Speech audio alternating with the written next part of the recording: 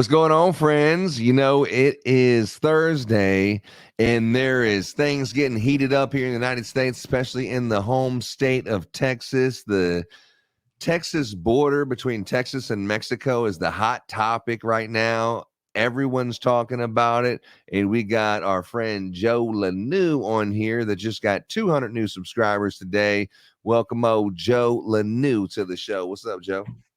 What's going on? What's going on? Man, it's been a big day. I've been gone dealing with Christmas lights and dealing with some friends in the Christmas business, so I haven't been following it, but I have looked on my phone a few times a day, and I seen there was a couple updates from Greg Abbott, but you've actually been looking at it a little bit more than me. What was the things that happened on Twitter today? It seems boiled over from where the media started with Texas was basically thumbing their nose at the Supreme Court over this order to cut wire, order not to cut wire. It seems like a lot of people are confused about that. The state of Texas is knowingly not following a directive or an order of the Supreme Court of the United States. And if that were the case, that would be kind of tricky because this conversation you and I've had, the only thing left after that is you either give up the cause or you force it. There's no other realm to go to get a redress on whatever problem or issue you've got. But that's not what happened. But it seems like that seems to be the trend on X is that's where we're at. And then the states that have shown solidarity with Texas, either by sending some sort of law enforcement support to support personnel to the border or National Guardsmen. I've seen a lot of maps where they're lining up like these states are against the federal government, and that's just not the case. Texas has a solid argument. It's something that our system was designed this way. It needs to go to the Supreme Court where it hasn't gone yet. But interesting discussions and points of view. Yeah, no doubt. The thing that caught my attention today, I mean, I was really busy and I was really focusing on business and my future and the things that actually paid the bills for me. I mean, this is fun and it's interesting and stuff. And did I notice a difference of migrants crossing into my property today? No, I didn't. But it's interesting when you look at, government, and we get kind of, worked up a little bit on these issues. And now you have Donald Trump and the Republicans and the Democrats and Joe Biden. And you feel like you have to take a stance between the two. And the media is definitely saying, hey, look, the border, there's two sides to look at it. There's the Joe Biden way of looking at it and the Donald Trump way of looking at it. But I don't think that's really the way of looking at it. It's the border crisis in the United States of America, but we're separating and dividing two separate issues and two separate points of view that the media is trying to say you should think this way if you're this, and you should think that way if you're that. But I did see something that really caught my attention, and that was the governor of Oklahoma saying we side with Texas. And there was some kind of articles or something based on whatever the article was that Oklahoma was here. Check this one out, like what he was saying here. Let me see if I can play this. Don't agree on that. And the reason I don't agree on that is, one, we have a constitutional responsibility to be able to protect the country and its safety. The things that are in this bill, Donald Trump would actually want to be able to have as president on this. Right now, further emergency aid for. So on Fox, they were talking about, the Oklahoma governor was talking about they side with Texas. And I was like, man, what the heck is going on here? Well, it's a constitutional issue. On one side, you have the federal government. And quite frankly, this is the fight from the very beginning: the power of the federal government versus the states' rights, and that's what this is. Texas is saying we have the right to stop people from coming across the border in the numbers that they're coming in across. It's disruptive and destabilizing for the state of Texas. It's costing the state of Texas dollars and resources. The people who live on the border, honestly, you live probably within 200 miles of that border. Your life is not the same as it was 7 or 8 years ago. So for all these reasons, Texas is saying we have a right as a state. If you won't do it, we will. And we'll put up obstacles. We won't let people come across the river the way you're letting them do. That's one way to look at it. The other way to look at it is, well, the federal government has supreme jurisdiction over immigration. And the Constitution does say that. But Texas is using clause Article 1 and Article 4 clauses. One's a guarantee clause, which guarantees a Republican form of government for every state, and ensures protection from invasion. then that's a guarantee from the federal government by the Constitution. Federal government has that guarantee to the states. A Republican form of government protects you from invasion. So Governor Abbott's argument is that we're in an invasion, and since I'm in an invasion, flip down to Article 4. Article 4 says the states have the right to protect their borders. This is if the federal government can't do it fast enough. In other words, if Mexican army was coming across the border in South Texas 100 years ago, Texas wouldn't have to wait for the federal government to muster troops and come down there to begin to defend it. Texas could begin defending immediately. And that's what that means. You're like, hey, surprise, man. Motherfucker. You know what I'm saying? Hey, ironically, the argument, okay, so look at it on legal terms. Whoever argues the case, one thing, in order for the Article 4 to come in, you got to prove invasion. Well, how do you do that? We can't. Well, they're immigrants. It's not armies. There's some Federalist papers out there written by Hamilton that says that invasion is not just armed forces coming across. It can be forces or things from beyond our borders that destabilize a state. Then you could call that an invasion. So now flip back to modern time, and you mayor of New York, mayor of Chicago. They're talking about it in Maine. They're talking about in all the sanctuary cities about how they've had this massive influx of immigrants and that it's an emergency. They need funds. They're closing schools, taking kids out of schools, putting immigrants in. Immigrants are sleeping in on the streets, and they're sleeping in airports. Not hard to make a case that that's pretty destabilizing.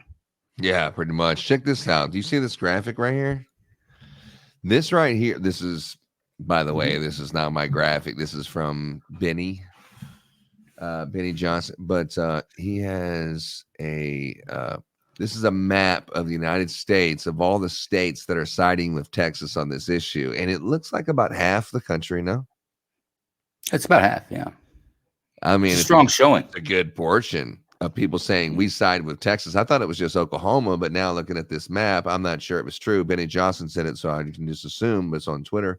But yeah, this is a lot of states saying that they side with Texas, and this is after what, 2 days or maybe 1 day of this coming forth. I mean, it's a lot of damn governors saying that they're going to side with Texas, which means you could really get the National Guard of that state demobilized to Texas to help out with the border. So that's an army. That's a big ass army. Am I right? No, it is. It is. And they'll send, I think Florida even sent some of their state troopers, some of their law enforcement. So they'll send people in and out. One of the main things you want is these are weekend soldiers, part-time soldiers that you want to have some sort of a rotation. So they may be working on that too. But and they can also join Texas in the lawsuit. And then I seen that Simon Ataba, it's like an African guy, but he's always at the White House briefings and things like that. But he's the guy they won't call on, isn't he? Yeah, obviously. Yeah, he's the guy they never call on. Yeah, President Biden gives Governor Greg Abbott until tomorrow to allow federal agents to cut swaths of razor wire installed at the southern border by the state or face the consequences. And then as a note, it says Biden can federalize Texas National Guard, leaving Abbott with no power to resist federal might.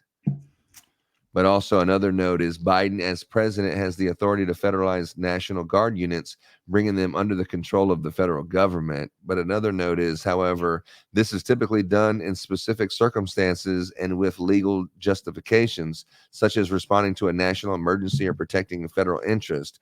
Abbott can claim that he's trying to protect American interests from illegal immigration. But he has till tomorrow, and there's a deadline. It's like you're drawing a line in the sand, and it's like, ooh, man, it's getting ugly. But here's that little article right here where he was talking about it. But that's getting kind of ugly when you're drawing the line in the sand saying, you have till tomorrow. That's pretty big news, man. Hey, yo, what the fuck? You know what I'm saying? Like, yeah, I don't see what recourse he has if Texas stands their ground. Now, he couldn't, and that is true. He could federalize the National Guard. He could call them into active service. And that would change their chain of command. They would then fall under the commander in chief, ergo Biden. How you like that one? Yeah, I've seen those. Come and cut it. That's not bad. But yeah, I'm waiting to see. This is very interesting times, man. It's interesting times for. Well, we all know that as the presidential election gets closer and closer, there's going to be some division. There's going to be, hey, you're this person and you're that person. Let's separate you guys in groups. And then this group, if you're in this group, you should vote like this. And if you're in this group, you should vote like that. And you know it's going to happen. You know there's going to be some crazy stuff and Antifa and BLM and this and that and Proud Boys and all these kind of things that are going to resurface, you know, from 4 years ago. And here they are back in the spotlight. And everyone's going to make up a story that may or may not be true, definitely infatuated. You know it's going to happen, but you just don't know what's going to happen. And I'm super surprised that this is happening right here. Very. Yeah, I didn't see this coming. When they seized the park, it kind of got my attention. That was interesting, and it was a kind of a light bulb went off in my head. But of course, it's a nuisance property. State can absolutely seize that. State can absolutely do what they're doing. And I would bet even you come to the deadline. This is just a guess that Texas is probably going to allow them to cut these swaths of wire, and then Texas is going to put the wire back. Because the order doesn't prevent Texas from laying more wire. And it just sounds like once you let them cut it, it's just they're going to get their media clip and say, look, see, I told him to back down and he did. And now I'm cutting it. See, who won now? Who's stronger now? See, aren't I in control? Aren't I the boss? Aren't I the president? And you're going to get that little media clip. But at the end of the day, it's about who laughs last. And I don't think if they cut a couple wire, they're going to laugh last. I think it's more to it than that. Check out what Abbott had to say today on Fox News. Let me see here.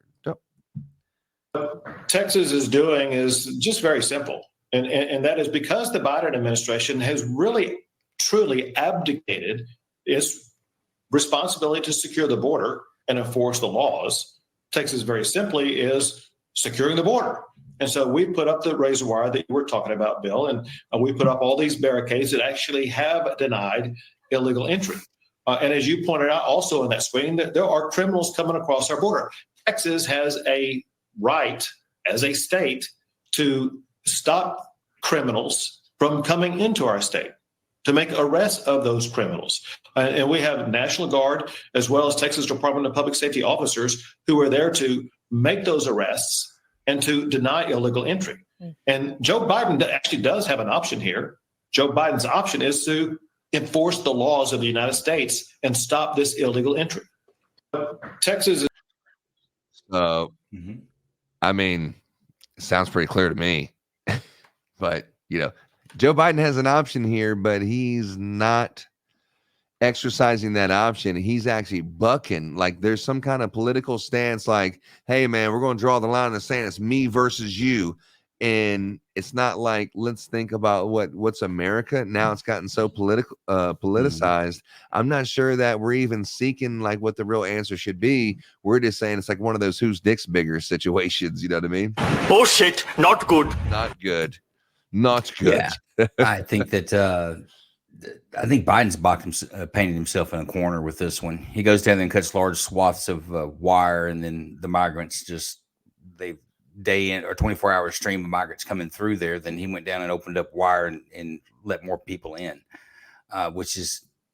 that's what goes unsaid on the Democratic side. They said, well, we need more money we need more border patrol agents. What they want is they want more to process them faster so that they can process them and get them dispersed into the United States instead of all at the border.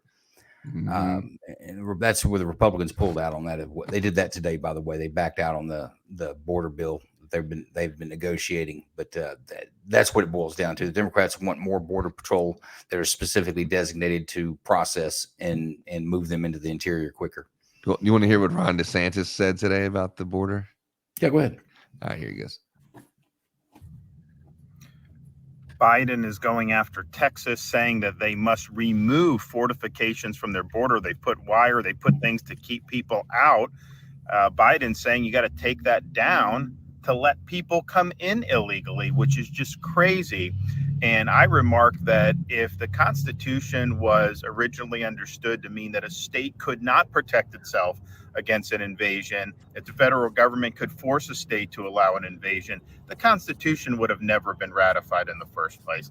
Texas would have never joined the Union when it did. And if you look at Federalist 46, which Daniel Horowitz pointed out, James Madison talks about situations where federal encroachment can be mitigated by state action. So you have Texas here that's holding its ground. They have every right to fortify the border vis-a-vis an invasion, and that's Article 1, Section 10 of the Constitution.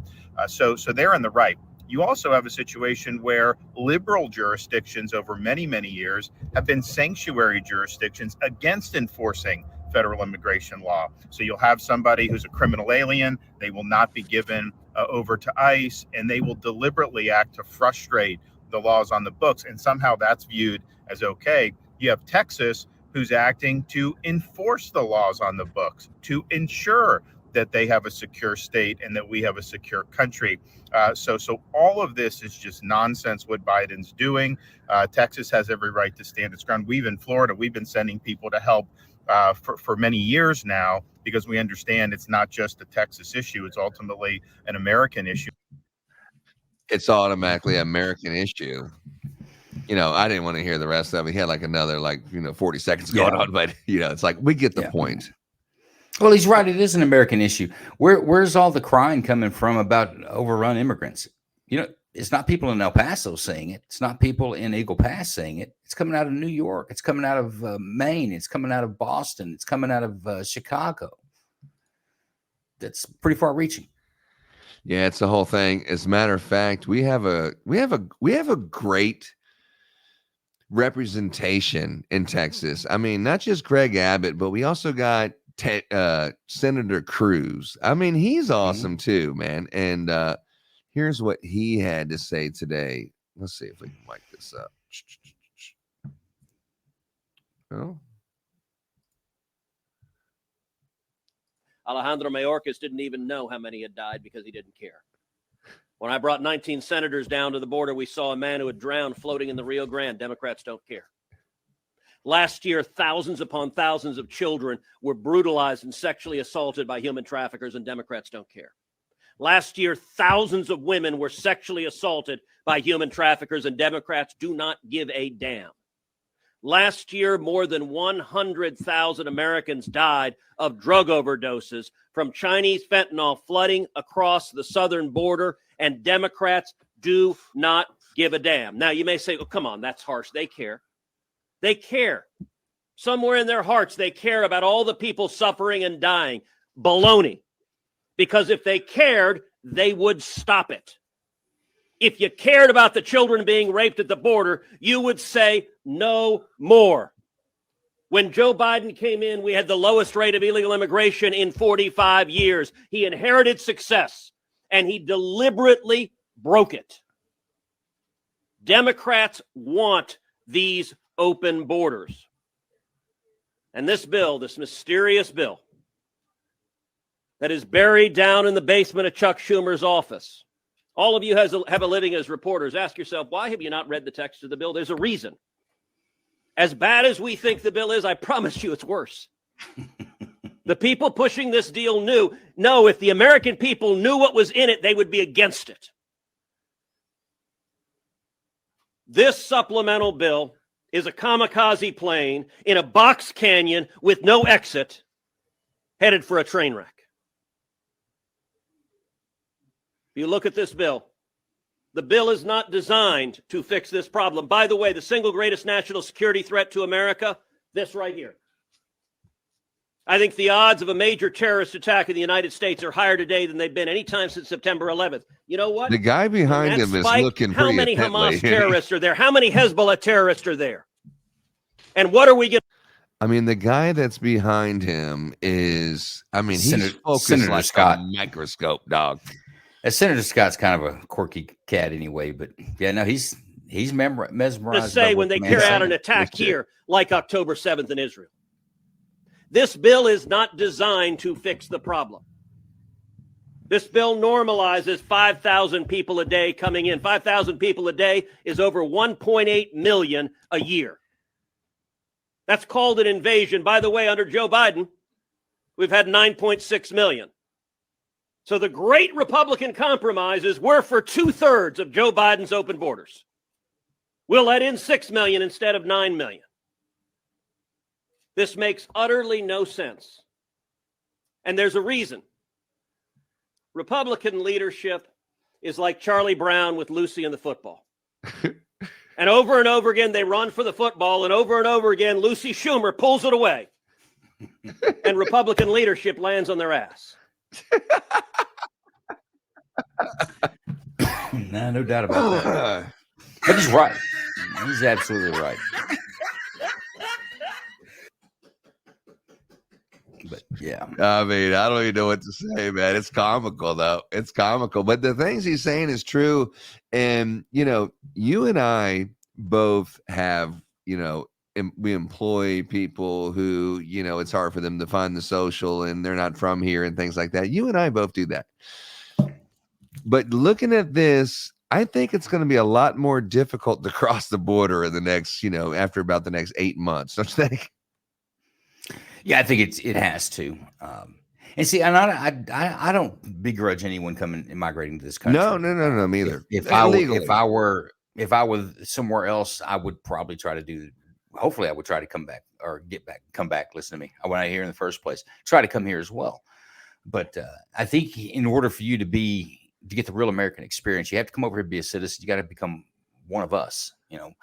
Bring the best parts of your culture and let's get after it. We used to be the melting pot, but now we're the dividing pot. Everybody's got to have a moniker or a group or be assigned to a group, whether they want to be in that group or not. And I think that's deep down going to destroy America. We've been our best when we were the melting pot. No, I agree 100%. I mean, I think, you know, this border crisis, it's just so weird that, you know, it's so politicized because it's an election year and the shit's getting kind of heated and it's almost looking like the country is dividing by state. I thought it would divide by, you know, a couple other variables, but it's actually dividing by state and political issues. And you know, Donald Trump is definitely talking about the border. As a matter of fact, the voters who are like checking the box saying, what is the most important issue in this election? It's the border.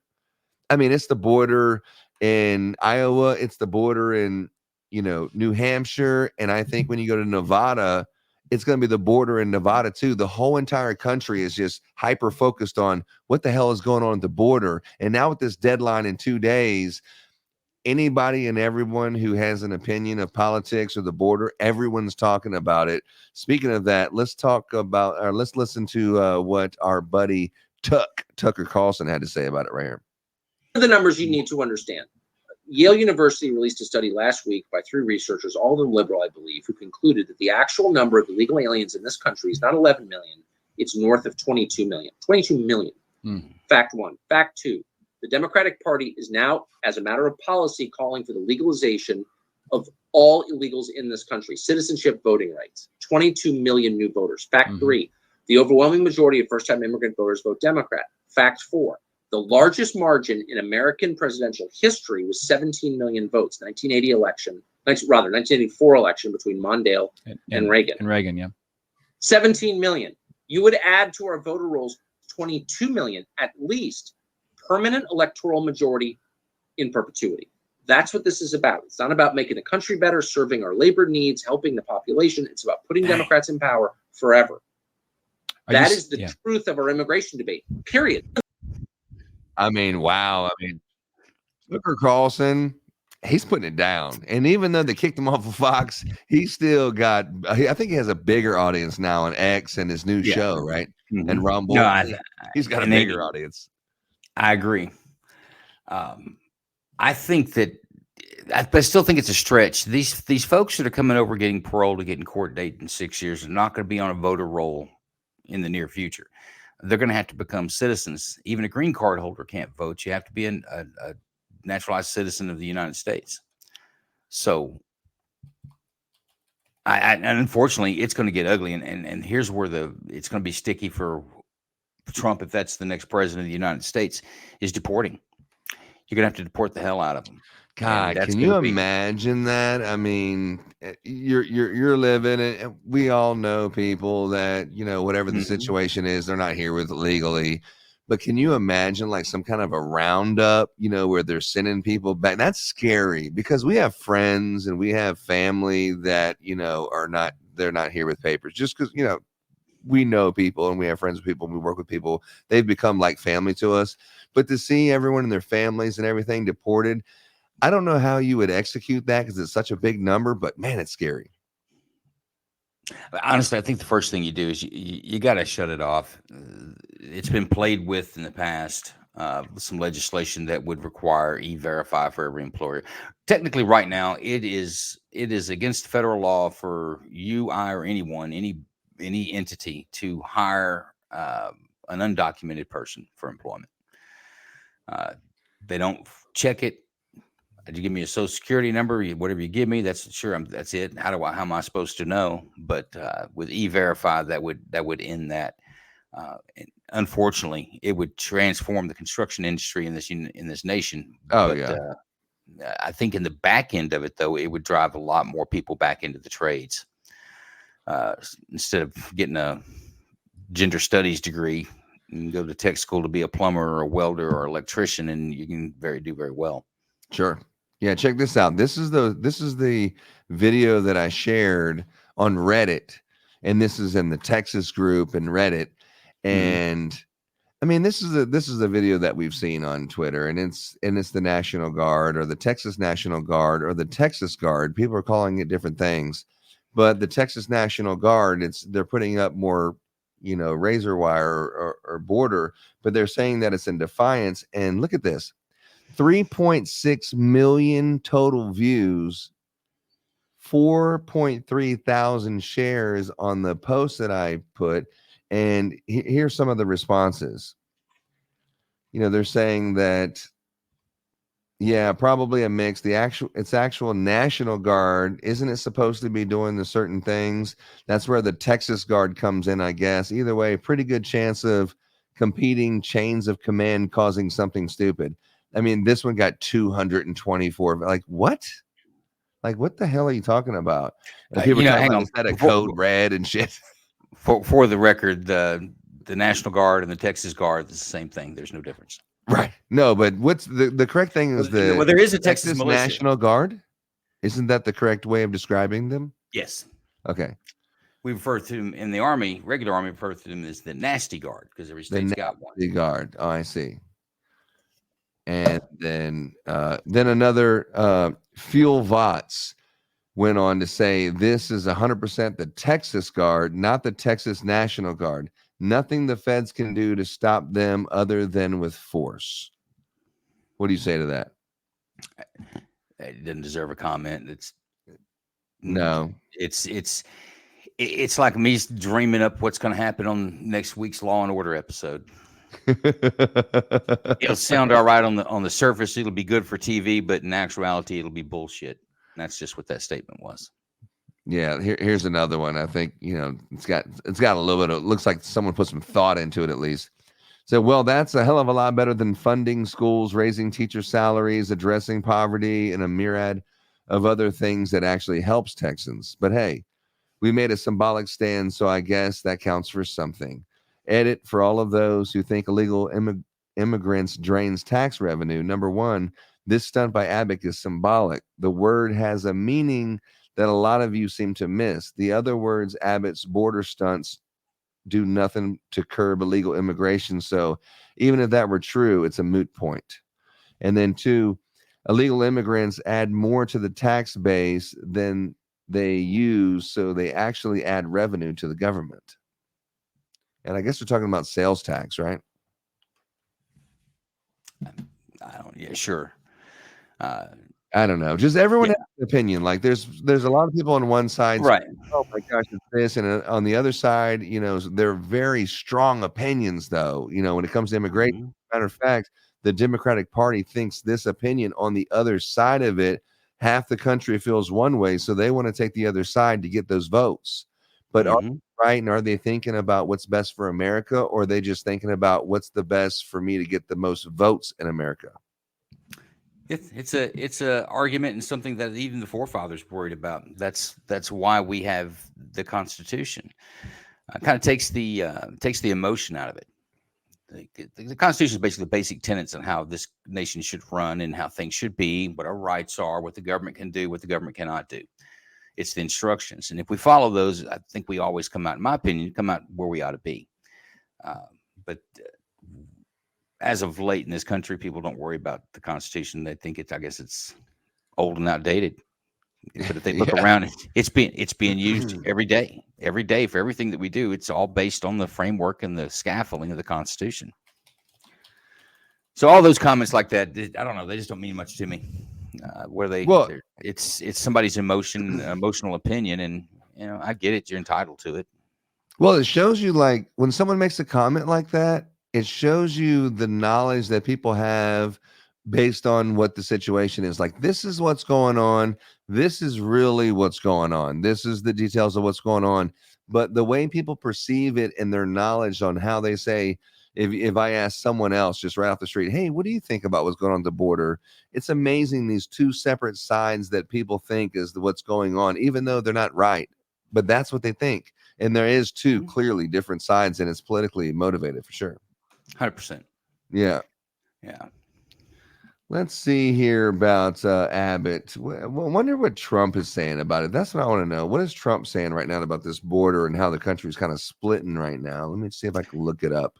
I hadn't really heard much on him today. Where would I find that out? He's not posting on X. I think he's on Truth. Let's see what he's saying on Truth. So what's the chances of a civil war here? Is there any chance at all? I guess there's always a chance of it, but I think it's very slim. I mean, this is something that's going to be handled. You know what? It's going to be a court decision that'll go down, and they'll be talking about some stare decisis on this in 50, maybe 100 years. It's definitely a time to live through if you're a nerd like me and like the constitutional challenges and suits and decisions. Yeah, I'm not seeing Trump on Truth Social hasn't said anything about it on Truth. I think he's been pretty quiet on this.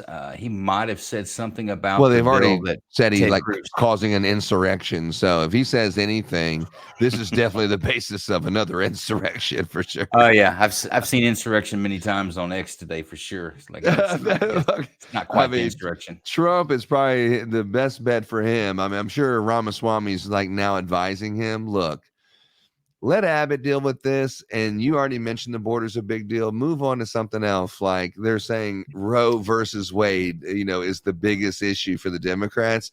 Focus on that. Let the border kind of shake itself out, because it's a hot topic. We don't want to be a part of that. Well, I think you give Biden enough rope to hang himself on this one. I know. I don't think it turns out well. If he sends, let's say the Supreme Court says, no, feds, you have supreme control over this. You can bully states and tell them what to do. And if they have to take immigrants in their states, you can point the finger and tell them they have to do it. Don't think that's what they'll say, but let's say they do. What's he going to do? He's going to go down there and show force on the citizens of Texas, and so that he's going to show force on citizens so that immigrants can come in by swimming across the border and processing them as fast as he can. Is that a winning ticket? I don't think it is. Yeah, I don't know about that. Yeah, you're right. He's going to lose either way it goes. And if he backs down, he's punk. Yeah, absolutely. The best thing he could do is say, hey, look, I'm going to put some measures in place and then pick up and start enforcing the law and not let parole as many in and cut the numbers down, and he'd solve the problem. But I don't know if he's got people around him are smart enough to do that. Well, for the 7 people who are listening, I appreciate you guys. We're just getting started out. Yes, we have Joe Lanou over here, and he's really putting something together. He has 200 new subscribers on Twitter. If you want to follow him on Twitter or X, definitely look at it. It's Joe Lanou on X. He's on fire right here. And as you see in the graphic below here, like Kingdom Radio on YouTube, we appreciate that. And the show is getting bigger. We're getting more influence, and we appreciate each and every one of you for following us. Right now, it's a very similar story tonight as it was last night and the night before and the night before. It's the Texas border, and it's getting more and more and more in the spotlight, and people are getting on both sides of the fence. people are really having an aggressive opinion of it.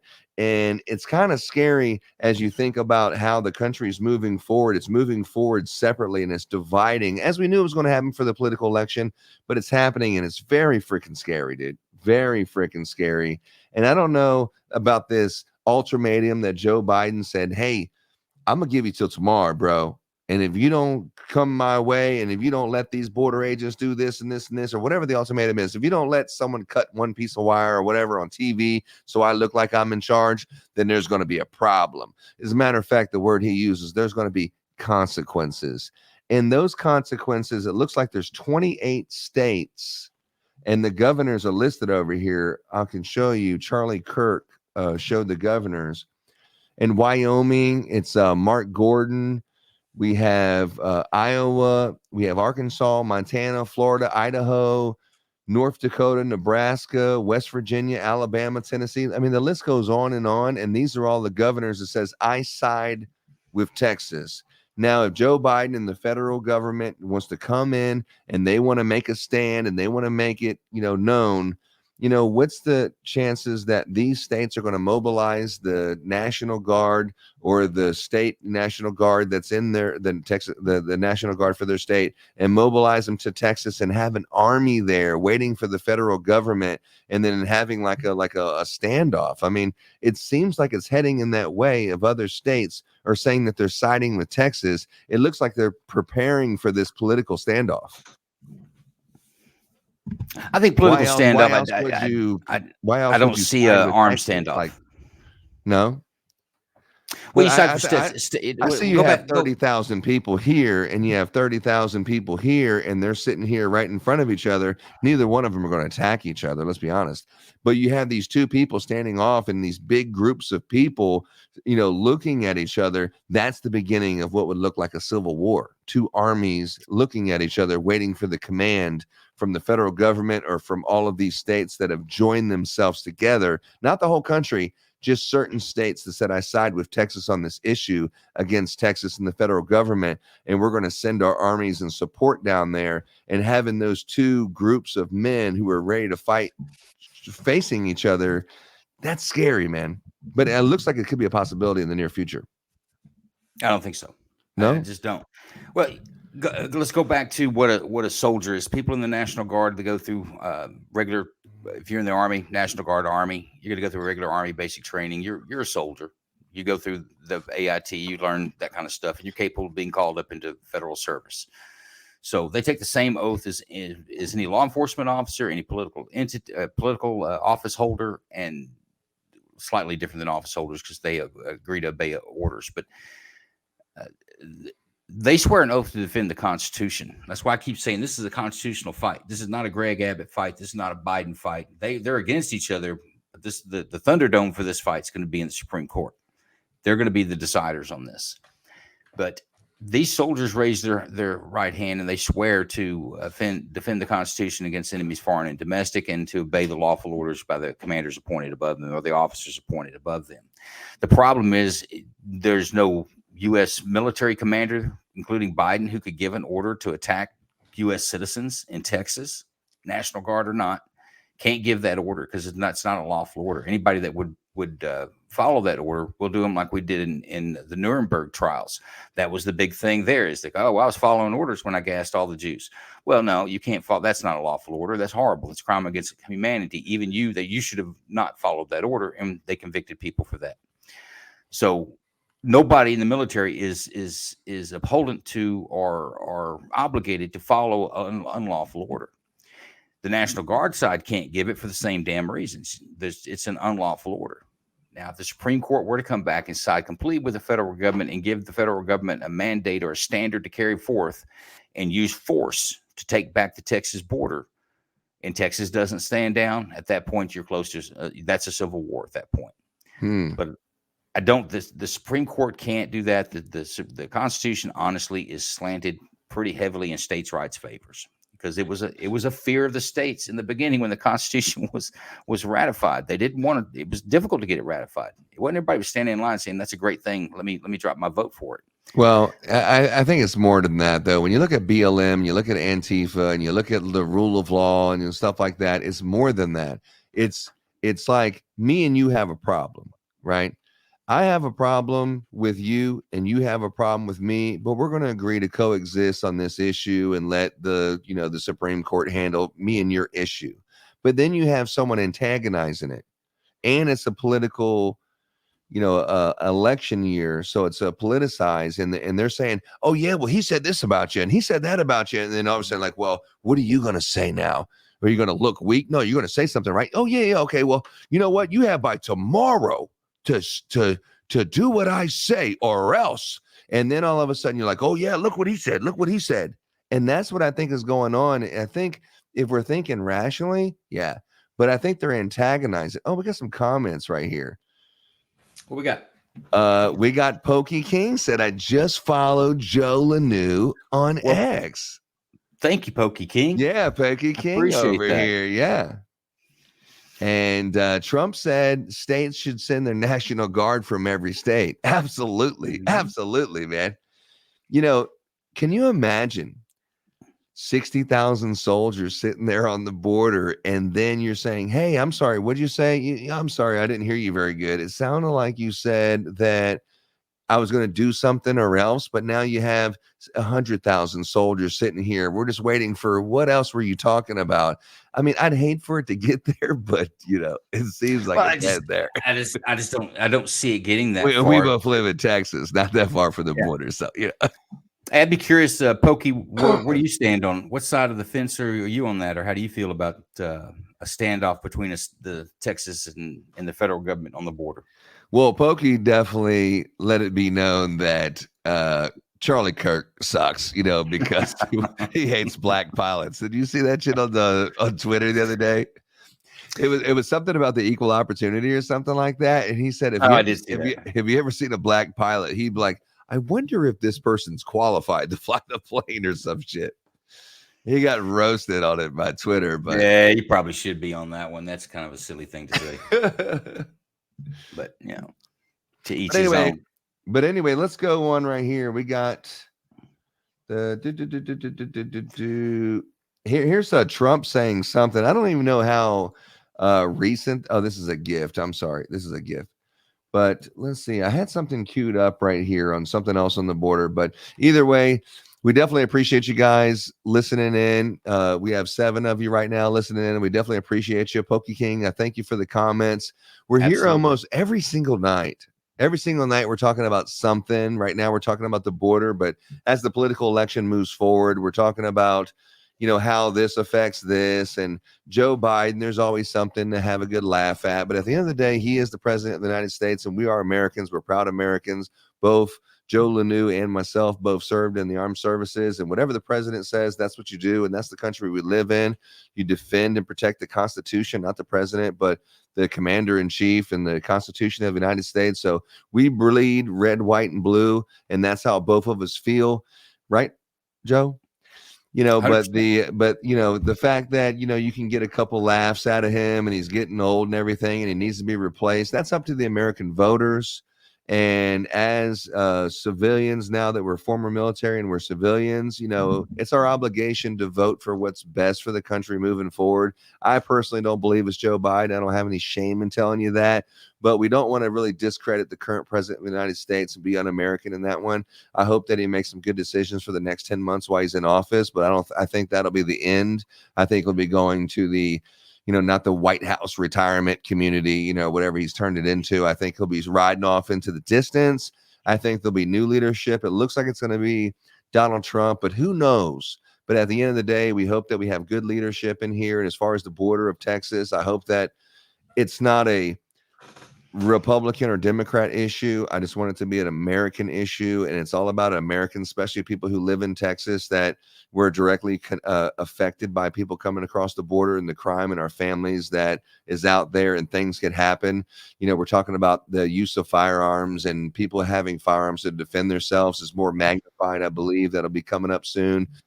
all these immigrants are getting bussed into Chicago and New York, and the people who live in New York, they're also counting on their leadership. And the people are saying, no, we'll take them, and they're taking them. And man, those cities are getting destroyed. America, the beautiful America, like, I want to show my kids what Chicago looks like, but I think it's going to be too unsafe for me to even go there, even to visit, if this continues on times 10. So I tell you what, I don't mean to change the subject on you, but let's go. I had some bookmarked videos. These are more law enforcement videos before, okay, I tell you what, why don't you maximize it? Let's go to it. Joe Lanew's got his Twitter. He's on Twitter tweeting. Yeah, I cannot believe you got 200 subscribers today, dude. That's pretty cool. I got actually more than that. Just today. Like, I'm on Twitter and stuff. I don't get 200 more subscribers in a day. I mean, you must be saying something engaging. Mostly constitutional topics, but you got this one? Yeah, it's on. All right. I'm going to let it run through. It's real short. Watch closely here. You see the guy that's running on the sidewalk on the moped? He's going to get hit in the head with a cooler. Let me back it up.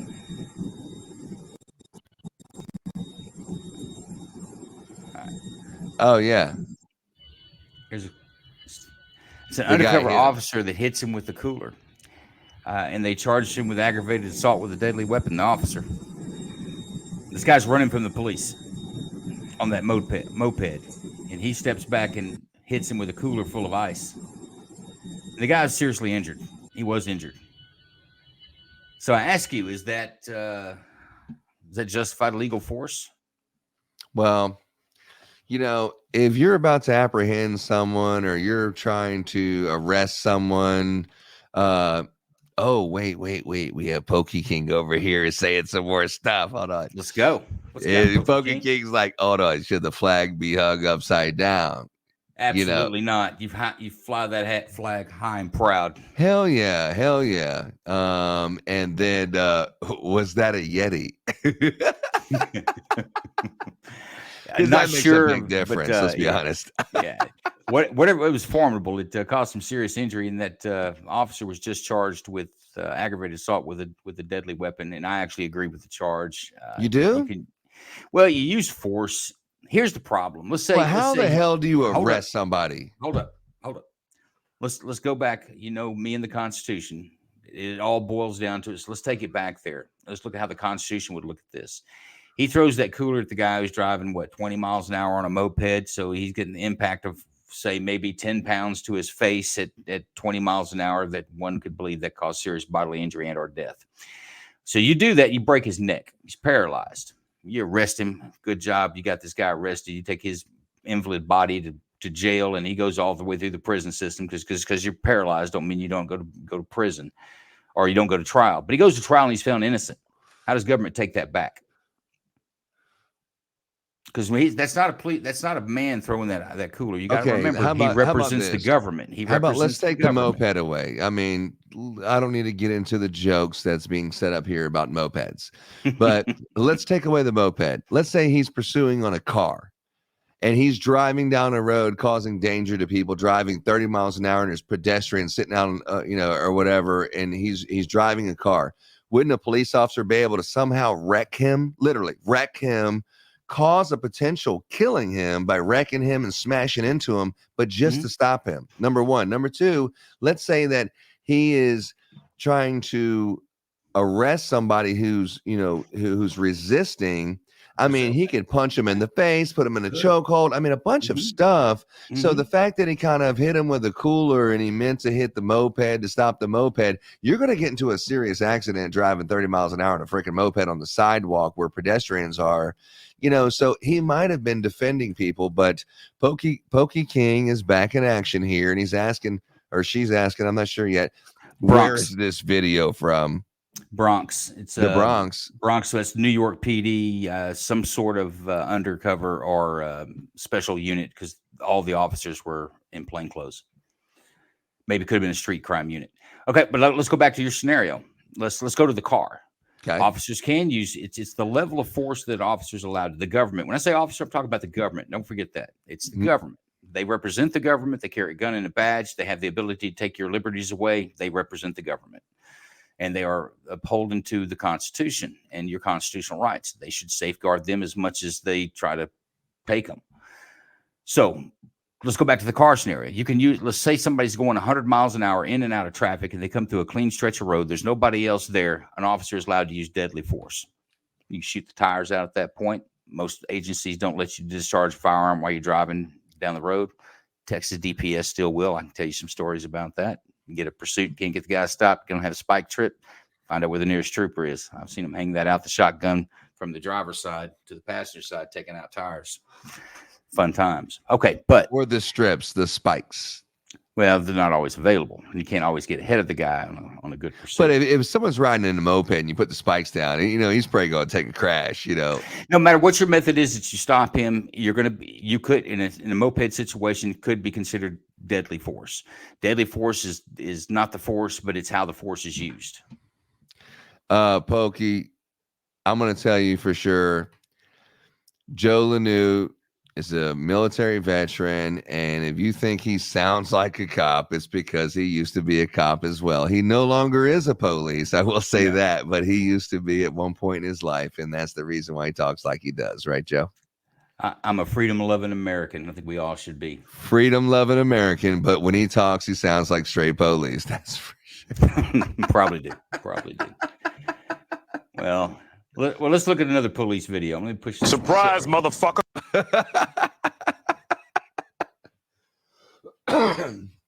The constitutional expert on Kingdom Radio, Mr. Joe Lanoux. Come on. All right, I got this next one queued up. Bring this up. This is an officer shooting. Did he kill anybody? Pokey wants to know, did he kill anybody? I don't know, Pokey. I don't know the background on this. It's just a real fast shootout, but it's an interesting shootout. But you already made a determination that you agree that the cop should be charged. On the ice cooler? Yes. On the ice cooler, yeah. You go back to a Supreme Court case. It used to be in most states in the United States in the early 60s, late 70s, or beyond that, but around this time is when the court case came up, that officers could shoot a person fleeing a felony crime that was fresh. In other words, if you go into a gas station and a police interrupts a robbery in place, the person's not armed. It's just a strong arm robbery.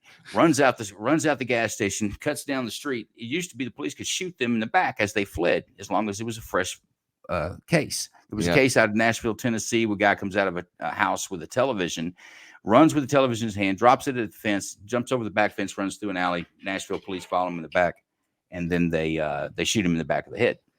Garner versus Tennessee is the case. Eventually was sued the city, and the officers were held with the fact they didn't break the law. They followed the law of the state. They were doing what they were authorized and trained to do. Goes to the Supreme Court. Supreme Court says no. It was an interesting case. The reason they brought it to the Supreme Court, of the constitutional right that was prevented, the government took this right away from the Garner, was his due process. Because they said effectively when the bullet struck his head, he was both arrested, tried, and executed, because even if he was found not guilty at a later date, you couldn't bring that back. So take that to the ice chest situation. You break this guy's neck, you're not the adjudicator. You're supposed to apprehend him and bring him before court. So yes, the ice chest case, in my opinion, is a good case. All right. Speaking of a good case, did you hear Tucker Carlson the other day? And he was in Canada and he was making fun of the prime minister, saying all these things about him, how he wasn't, he wasn't speaking very nice about him and stuff. But he was speaking in Canada where, free speech is not like the First Amendment. There's no such thing like in Canada. They can censor. And I have this clip right here. I think it's pretty interesting. It's the actual prime minister in Canada talking about Tucker Carlson. Have you seen that today? I haven't seen that. I know there's been some kerfuffle between the two, but here's got shot down by their Supreme Court. Here's the prime minister talking about it. Oh, let me play this. And Minister Evo, I mean, you're the minister that, as your colleague was saying, was targeted. I mean, how do you feel about your name? I mean, this goes beyond me and the fact that I was targeted last night at this event. This increases political violence against everyone who runs for office in this country, whether they're doing it at the municipal level, at the provincial level, or at the federal level. as my friend and colleague Randy said, like we can have differences of opinion. We can bang our fist on the table when we meet. We can have strong disagreement, but to incite violence against people who disagree with you, that's not how things should be done in Canada. Holy shit. Why Tucker are Carlson all inciting insurrection? oh my God. Why are all the Canadian men so beta and femme? What's up with this guy? I know. Clarify Listen, what is the violence? Did he What hurt is your the violence? feelings? I think Mr. he hit Roberts him in the no-no, I said, guess. What is the violence that they're bringing to Canada? What is the Look at political Pokey violence that you're said. talking about? Just to be very clear. Well, to put This guy a flies target rainbows. on someone's right, back, Pokey. for example. Yeah, we And need what is Pokey the on this people- show. Put I know, someone we in need Pokey on crosshairs. this show. We need Pokey on the show. Minister that, Look at these guys, man. Y'all get out of here. Go have your soy latte. You'll be all right. I mean, this goes Warm beyond bath and me and the fact get that you a warm I bath and a was strong targeted cry. You'll be okay. last night at this event. Yeah. This Yeah, I increases. don't want to hear that shit again. Let's watch the It's shootout. just ridiculous, dude. Pull up the shootout, boy. Let's pull that up. Dude, I want to hear what Tucker Carlson at because it was let me see it, Tucker Carlson. I seen it today. I don't know if did I see it on X? Where did I see it at? When Tucker was talking about it, it was last night. Let's see here. He talked about Trudeau too, being feminine. See, that's what I mean. What's up with all the Canadian men being effeminate? Yeah, Beta. there he is, right? Let's see here. TCN on X. Love it. Thank you for having me. I have never spoken in a cooler place in my life. I cannot believe I'm in a hockey arena in Edmonton, Canada in January. This is the coolest. I bet it is cold. No, I think he said it was the coolest. Like it was like cool to be there. Not I mean, that's the whole entire speech. I can listen to the whole speech. So I'm trying to look for the clip. He had packed with 88,000 plus people in Canada when he walked out on stage. I'm trying to look where they had him talking about. Oh yeah, here it is right here. Here it is right here. Give me 1 second. I got it. She, was a journalist at the Financial Times, whose name shall forever live in infamy for employing her. And I remember even then thinking, this woman is not bright at all. But boy, does she have high self-esteem. I don't think I've ever even seen it's off this. I don't know what the self-esteem measurement scale is, the Richter scale. But her self-esteem was literally unassailable. It was bomb-proof. If a nuclear bomb dropped on your town, you could hide beneath Chrystia Freeland's self-esteem and live. There's like nothing you could do to shake it. Nothing. No amount of evidence of her stupidity and wrong decisions and idiotic views could dissuade her from the core belief that she was awesome and you were not. So I guess I shouldn't be totally shocked that she's helping to run and destroy your country. Nil boys. But she's doing it in her signature way. She's not getting on the CBC, her media outlet, which like almost all outlets in this wonderful oppressed country is run by the government. It's all state media. It's Albania 1985. Hey, hold up. Hey, Pokey, what is sure milk? we have What's the people term whose milk families boy are mean? refugees. Man, that's a long speech. We might want to cut that out and do that for another night. Yeah, well, it's another minute. It's a 3-minute clip, but yeah, it's Oh, is another it? minute. But yeah. I was thinking about when he was talking about the Prime Minister of Canada. I mean, that's interesting. Like Tucker Carlson, he's not from Canada, right? Whether he is or isn't, you go to Canada and No, Tucker Carlson's from California. yeah, you start his talking dad- smack about the Prime Minister, and all of a sudden the Prime Minister is like sitting here defending himself, on social media and the news and stuff. I mean, I don't know who it that shows guy you was. how- That guy wasn't a prime minister. He's not the prime minister. Is Trudeau. Trudeau. That's got some state official, or I don't know, some other weird cabinet member that they have under the realm of the crown. Pokey or some shit. answered you. Full send. Full YouTube prankster. Yeah. Yeah. Okay. YouTube prankster. Yeah. So that's what's up with that. But yeah, let me hear just a little bit more of Tuck. He's from Albania. Welcome, and you know what I'm talking about. But at least you could say of the Albanian leader in 1985, Enver Hoxha, that when he went full fascist, he just didn't mince words. Shut up and obey, or we'll shoot you. Chrystia Freeland is wise enough, clever enough, in her serpent-like way, to make it all about your protection and safety. All about your protection and safety. No, we're just trying to help you. That's why you're in shackles. You're being arrested right now for your safety. Oh, it's for the common good. Don't worry, you'll understand. I always want to say, Mrs. Freeland, can I go to the bathroom? No, you can't. And you can just imagine her taking great glee as your fourth grade self wet his pants in class as Mrs. Freeland refuses to let you go to the bathroom. So that's kind of more diabolical than what we've seen in previous generations, and it's much more effective in a committedly polite country like Canada. So, Tucker Carlson, someone who's kicked off of Fox News, like, I don't like what you're saying. You have these two different views about the not getting the booster shot or for the coronavirus. I don't think you should get the shot. And as far as the January 6th insurrection, I don't think that's true. And so for those two things, over there for getting your shot and that he gets kicked off of Fox News.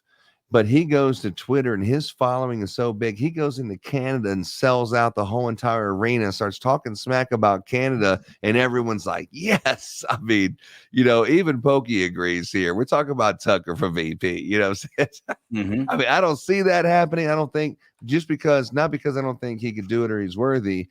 I just don't think Tucker Carlson would want to put himself through that. For the money. It doesn't seem like a lot of money for that kind of, criticism. He's doing pretty good for himself, is what it looks like to me. I think he's doing excellent with his new. Hey, look who's on the chat. Yeah, makes too much money.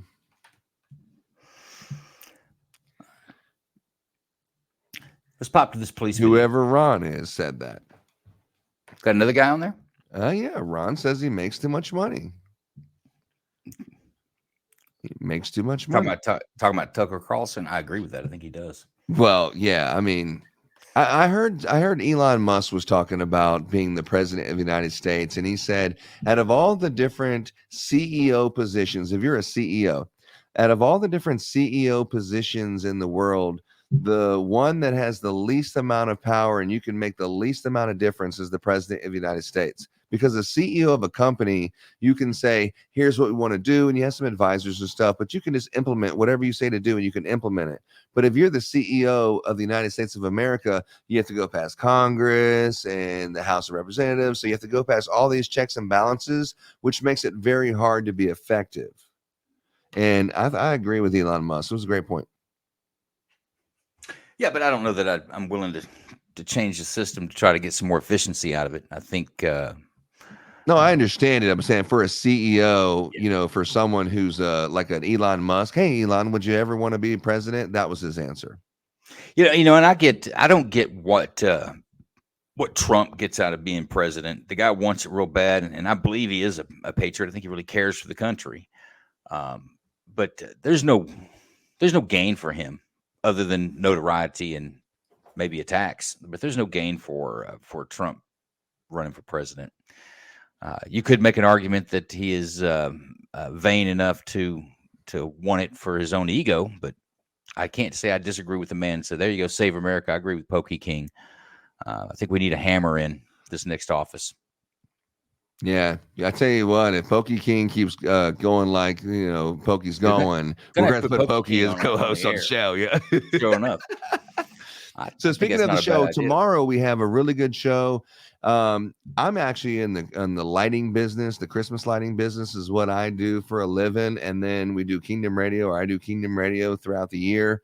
Joe Lanou actually has worked with us on a couple different seasons, not all of them, but I'm in Houston. He's in the Dallas area, so to speak, but he has some knowledge about it. But tomorrow we're actually having a show in the lighting business, and it's a big thing in the lighting business. Some of the guests are big names in the lighting business and products and stuff. So I know this is a political show, but if you're interested in that one and seeing a different candid conversation and lighting. Definitely tune into us tomorrow at 5 o'clock. And then immediately following that should be about maybe 8 or 9 o'clock when that one's over. We will be back here tomorrow night, definitely talking politics, trying to figure out what happens with this ultimatum that Joe Biden has put on Governor Greg Abbott here in Texas. And we want to cover the whole entire thing with the political election. We do appreciate you, Pokey, Ron, and all the people who've been commenting and being a part of our show. There's 7 of you out there. We do appreciate that one on YouTube and Facebook. So keep it up, man. Let's save America. Let's do the right thing. And for now, I salute you. Stay strong. Stay strong, bye.